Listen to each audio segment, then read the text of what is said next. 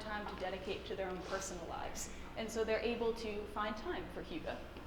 Whereas in America, we're often, you see people having to make GoFundMes in order to fund their cancer treatment or something like that. People in Denmark don't really have to worry about those types of things. So what is the social media impact of these trends? So according to my research, I found that the aesthetic versions have become the most mainstream popular. My research question was, what are the different types of movements that have become popular through social media, and why have certain aspects become popular? The aesthetic version has definitely been the most popular. So I used a tool called Google Trends to track search results over time, and you can see what people are pairing certain words with. And I found that most people are searching for minimalism with the terms decluttering, Nordic, or Japanese. And so that's telling me that people are looking a lot at the aesthetic versions. And for Hygge, people were searching Hygge house, Hygge wallpaper, and Hygge home. And so they're looking at interior design. And these are two of the most popular Instagram posts that I found with the hashtag minimalism and hashtag Hygge. When I searched minimalism and Hygge on Instagram, I found that the top 9 images were exclusively for Hygge of interior design and food, and then for minimalism, it was all fashion and then some photography, like artistic photography thrown in there. And so that's telling me that the aesthetic version is becoming more popular. And as we can see with people like the minimalists, the philosophical version is gaining importance. But for right now, the average person, when they're being exposed to minimalism or Hygge, they're seeing the aesthetic version. And this makes sense. It's easier to digest and share images than long blog posts. Think about the last time you saw a Facebook post about politics, someone ranting about something that they're mad about. For me, when I see those, I get a little uncomfortable, and I don't really want to read them, because I know there's going to be a fight in the comments, and half of me wants to watch it just to see what happens, and half of me just wants to run away as fast as I can.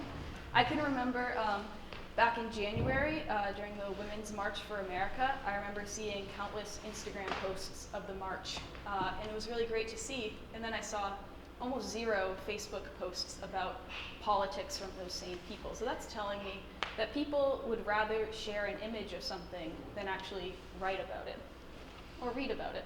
And that's also kind of why these trends are seen as elitist. We're seeing the perfection, the image of it, rather than thinking about the deep philosophical ideas behind it. We prioritize the look and talking the talk over walking the walk.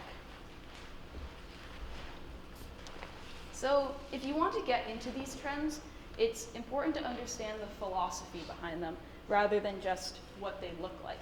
They both have similar goals at heart, which is to improve people's lives and to help people live more meaningful lives. But social media is standing in the way. When we create an artificial and aesthetically pleasing image of something, we're not really reflecting on our society as a whole. And just as a society in general, we want things fast, we want things painless, we want things easy. How many people here have ad blocks so you don't even have to look at advertisements online? When I hear a Spotify ad, I would just want to turn the volume off. And this isn't a new phenomenon. People have always tried to take the easy route. But social media, unfortunately, is just helping us become more obsessed with image and want things more painless and easier. The minimalists have a popular quote which says that technology is like a jar of paint. You can use that jar of paint to paint your house or paint a room in your house and make it look really pretty. Or you can use it to deface a public park or deface a building with ugly graffiti and make the whole area look worse. The jar of paint doesn't have moral value. The jar of paint isn't good or bad. It's what you do with that jar of paint that's good or bad. Having a cell phone isn't a bad thing. Posting Instagram posts aren't a bad thing. But when you use it in a bad way, when you push an idea that says, in order to be a minimalist, you have to only own these 5 items, and you have to dress a certain way, and you have to be white, and you have to look a certain way, then that's really not helping anyone. Then if the goal of minimalism is to rid yourself of materialism, if we're turning it back into a materialist idea, that's not helping anyone. It's not getting anywhere. So social media is really standing in the way. And in order for these trends to really become helpful, they do have to jump from social media in order to really make a difference. Because unless the nature of social media changes, we're really not going to see these trends take a super meaningful direction. Or if people really want them to take a meaningful direction, maybe you become introduced to minimalism or hygge through social media. But then you start to understand the deeper contexts of it. You understand the philosophy of why do we put value into technology that's going to just break down in 2 years? Why aren't I putting more value into my education, into my friendships, into my family? So really, these trends are at the apex of their popularity. They could either go in the direction of aesthetics, of the fake, and turn into just another meaningless trend.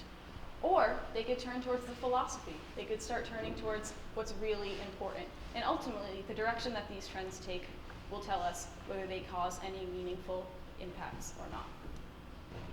If you want to learn more, you can go to my website. It's up there, and it will also be on the Capstone website.